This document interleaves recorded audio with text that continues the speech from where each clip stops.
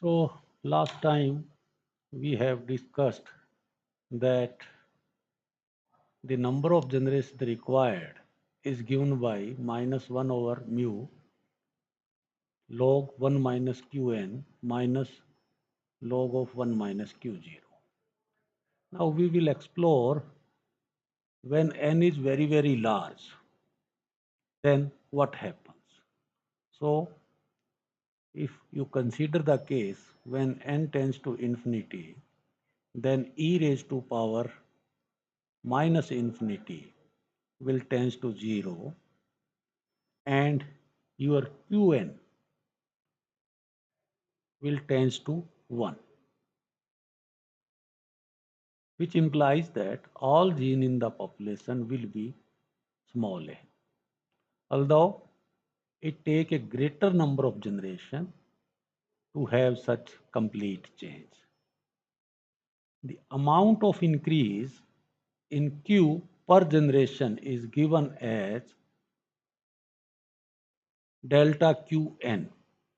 So delta Qn by definition it is Qn plus 1 minus Qn. And if we substitute the value of Qn plus 1 as mu plus 1 minus mu Qn.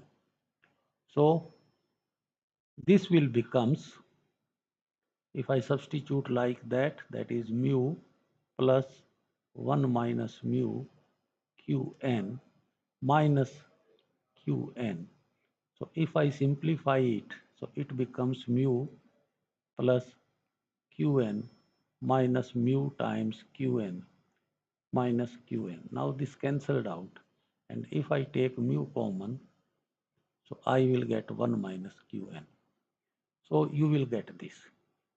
Now this increase is larger when A genes is abundant, means when Q is very very small. Then when they are rare, that is Q is very large in the population. So if your Q0 is say 0.80 is increased to say 0.90, then n mu from this relation we can find out n mu minus log of 1 minus qn. Your qn is 90 and this is qn actually, and minus log of 1 minus q0, your q0 is 80. So if you substitute 1 minus and if you multiply it, so it becomes log of 2 minus log of 0.1, or you can say log of 2 by 1, which further if we simplify, because log of 2 is 0.6935, although the absolute amount of change is same in both the cases. So what we do is we will create a mechanism, or we will estimate the compensation by reverse mutation. So if we consider the mutation A to capital A to small a, for example, if capital A to small a is mutation at a rate say mu is there, a back mutation from A to capital A at a rate say V per generation, if this is the scenario, then what happens? Then what happens? P1 is the frequency of capital A after one generation. So this is P1. And when mutation take place at a rate of mu per generation to small a, then there is a loss of mu times P0 genes. So P1 is P0 minus mu times P0. But there is a gain of V times Q0, because when back mutation is there at a rate, for example, if a mutation from A to capital A with the rate V is there and the frequency of A is say Q0, then there is a gain of V times Q0 to capital A. So we will add V times Q0. And if I simplify, so P0 minus mu times P0 as such, V I substitute Q0 as 1 minus P0. And when I simplify it, so it is P0 minus mu times P0 plus V minus V times P0. So this can further be simplified.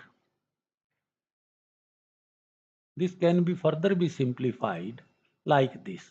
P1 is, if I take P0 common from this and this. So I will get V plus 1 minus mu minus V P0. And similarly, you can find out the Q0 also, Q1 in next generation, because there is a gain of mu times P0 genes due to forward mutation, and there is a loss of V times Q0 genes by reverse mutation. So if I substitute 1 minus Q0 as or P0 as 1 minus Q0, then I will get this expression. And on simplification, you will find out Q1 is mu plus 1 minus mu minus V Q0. Now you can find out Q2. So similarly, we can find out Q2, which is mu plus, if we apply the same analogy, 1 minus mu minus V Q1. And now substitute the value of Q1. Q1 is nothing but it is 1 plus 1 minus mu minus V and Q0. So if I substitute this and further simplify it, so Q0 will becomes mu as such. If I multiply this term with mu, so I will get mu into 1 minus mu minus V, and when this term and this term is multiplied, you will get 1 minus mu minus V square Q0. So we can now create the recurrence relation of Q to obtain Qn. How? Just by putting, keep going on like this. If we go on like this, so Qn can be written as mu plus mu into 1 minus mu minus V plus mu into 1 minus mu minus V square and so forth, plus mu into 1 minus mu minus V, and last term will be 1 minus mu minus V raised to power n Q0.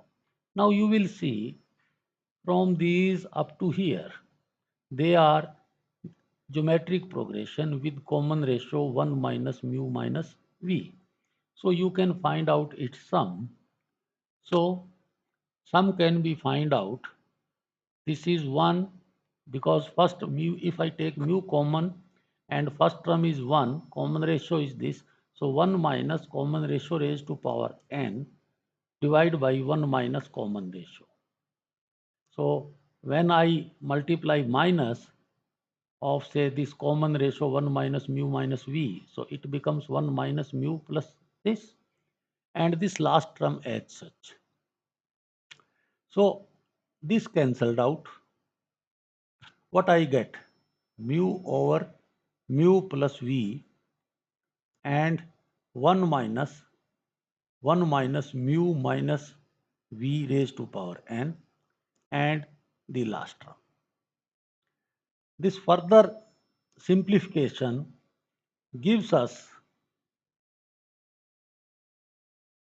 this relation. How? Now we have mu over mu plus V from this. I just multiply with this. Then minus, I multiply this term with raised to power 1 minus mu minus v raised to power n, and last term as such. So if I take 1 minus mu minus v raised to power n common from these two terms. So first term as such, and if I take common, so I left with this term and q0. So this is my mu over mu plus v minus q0 into 1 minus mu minus v raised to power n. And finally, we can write like that. This is mu upon mu plus v minus mu upon mu plus v minus q0 e raised to power, because we know that from the relation e raised to power minus nv or n mu, what is that? It is 1 minus mu raised to power n. So 1 minus mu raised to power, or you can say 1 minus x raised to power n, can be written as e raised to power minus nx.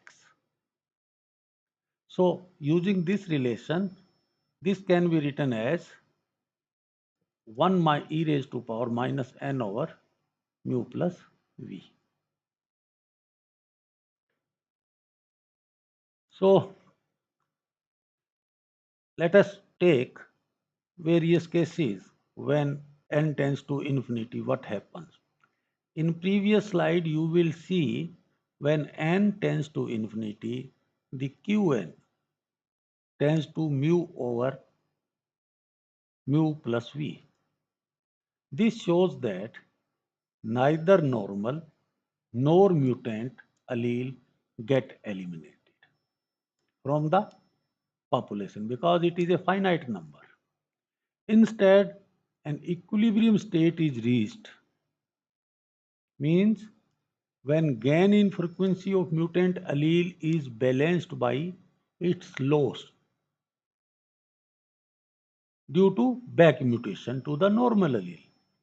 So, in terms of per generation change in gene frequency of Q1, if we want to find out, so this can be find out the change in gene frequency per generation. It is Q1 minus Q0.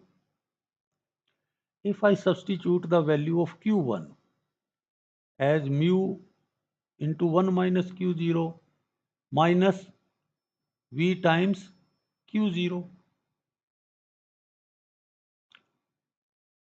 So it becomes mu minus mu times Q0 minus V times Q0. So if I take Q0 common from these last two terms minus Q0, so you will get mu plus V. So you can say your delta Q will becomes mu minus Q0 mu plus V. And at equilibrium, this delta Q will be equal to 0, means there is no change take place. It means at equilibrium stage, whatever mutation from A to small a is compensated by small a to capital A. So you can find this relation. The delta Q is equal to 0, or it is at equilibrium only when then mu p gain will be equal to VQ loss. So you can find out mu p minus VQ is equal to 0. That when both gain and loss are equal, then it should be equal to 0. So which implies mu p is equal to VQ. Here you can find out the Q cap equilibrium frequency, which we have already find out. It is mu upon mu plus V, and P cap is again V upon mu plus V. This thing I have already explained in starting example. So now let us take an example which will make the things more clear. If your mutation rate from capital A to small a is this and back mutation rate is this, then how you can find out the equilibrium frequency? So equilibrium frequency is just using this formula mu upon mu plus V. So it is 3 by 5. So it is 0.60. Similarly, P0 can be find out V upon mu plus V. It is 2 by 5, 0.40. Now you can find out the gain as well as loss. So gain is, it is mu P 0.00003 multiplied by 0.4 is equal to loss, means 0.00002 is multiplied by 2. So at equilibrium gain is equal to loss. So you can take any of these two example. If you multiply this thing with this, you will get same thing. If you multiply this by this, you will get same thing. So using the mutation, various recurrent relationship, you can find out the equilibrium position and you can find out the equilibrium frequency also.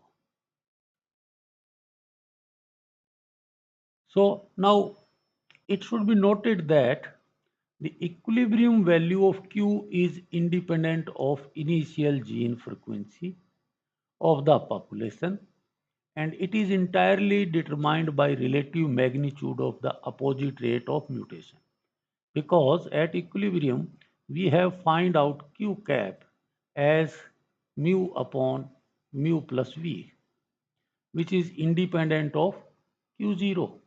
Similarly, P cap can be find out V upon mu plus V, which is again independent of P0. So the equilibrium frequency can be determined only with the help of their opposite mutation rates. Number two, the Q of any generation will increase or decrease to attain the equilibrium value of Q.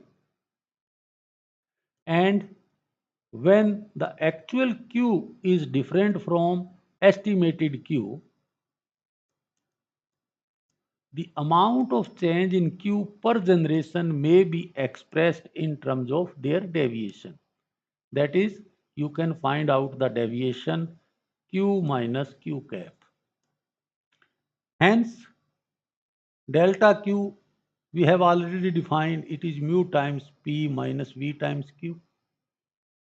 So if we substitute P as 1 minus Q, so this will becomes mu times 1 minus Q minus V times Q.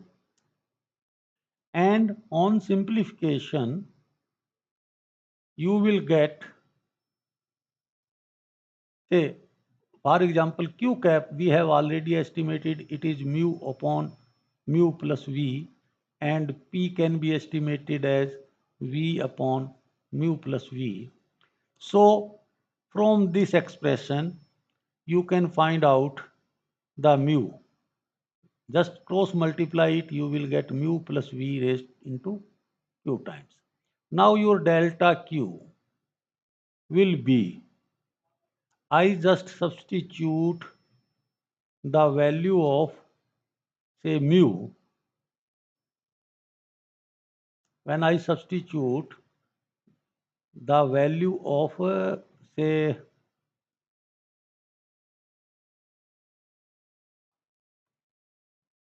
it is 1 minus Q, it is mu minus this one.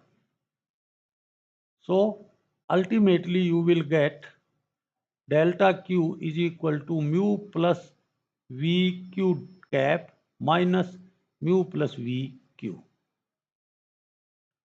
because this mu can be replaced with this value here, and from here you can take q common, so it is mu plus v. So when I substitute mu as, say, mu plus v q cap, and after simplification, if you simplify it, so you will get, uh, if I take minus of mu plus v common, then what I get? I will get q minus q cap, like this. This shows that the rate of approach to equilibrium is proportional to this deviation. Now, this is the rate of change or rate of approach to equilibrium is proportional to, you can say, delta q is proportional to q minus q cap.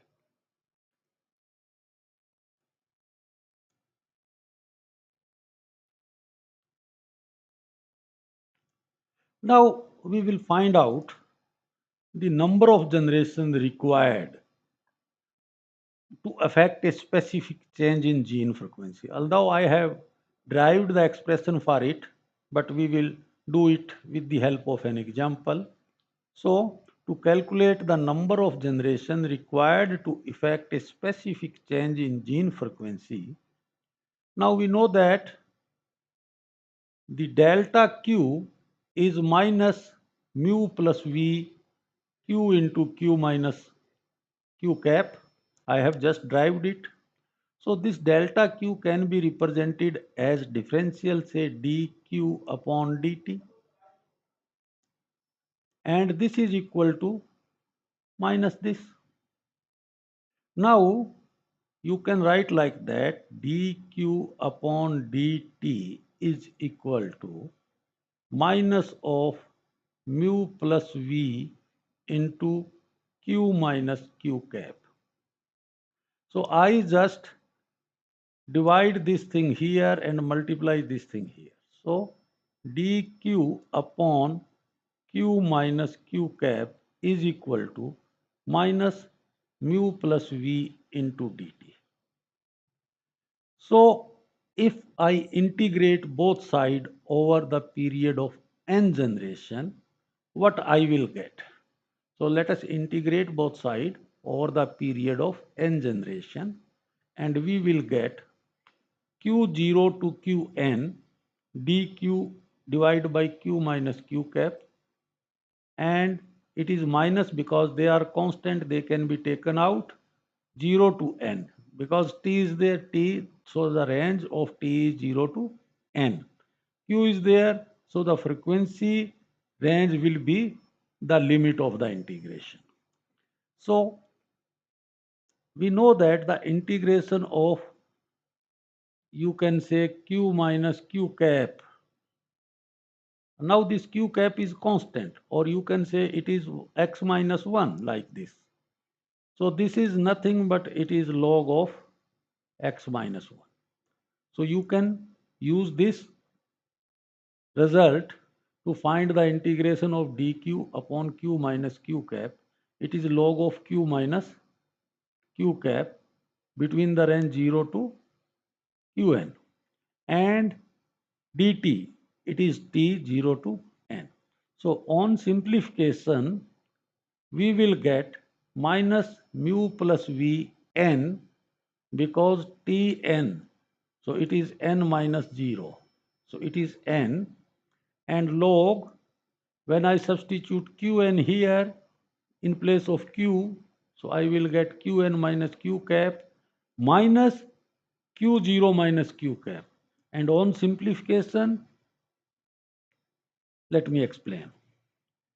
Now I want to explain this thing. How? So when I substitute qn first, so I will get a log of qn minus q cap. minus, when I substitute Q0, it is log of Q0 minus Q cap. Now log A minus log B can be written as log of Qn minus Q cap divided by Q0 minus Q cap. So that's why I put this expression here. And now from these two expressions, we can find out the n. So n can be given as 1 upon mu plus v. Now, since minus is there, so I just reverse the numerator and denominator of this log. So this is the expression, we have already developed it. Now, let us take an example by which you can understand how much generation is required, how we can compute this. So if we take an example, suppose your mu, as usual, we have taken 0.00003 and V is 0.00002, and my equilibrium frequency Q is 0.6. Calculate the number of generation required to raise Q0 equal to 0.10 to Qn 0.20. So everything is given to us. We want to find out n. How you will find out? So n can be find out. Just use this formula. Your mu is 0.0003. So 1 hour you can write like 0.00003 plus 0.00002. Then take the log Qn, Q0. Now my Q0 is 0.10. So let us take like this. I just substitute. When I add these two, it is 0.0005 log of 0.1 minus 0.6 because it is Q cap, 0.2 minus 0.6. So it is log 1.25 over, if I substitute all these things here, so it is minus of 0.5 divided by minus of 0.4. So minus cancelled, so it is 1.25. So log of 1.25 divided by 0.0005. So if I divide this thing, I will get 4463. So the number of generation required is 4463. So in this way, you can find out the number of generation required in case of mutation, and mutation occurs in both the directions. So thank you very much.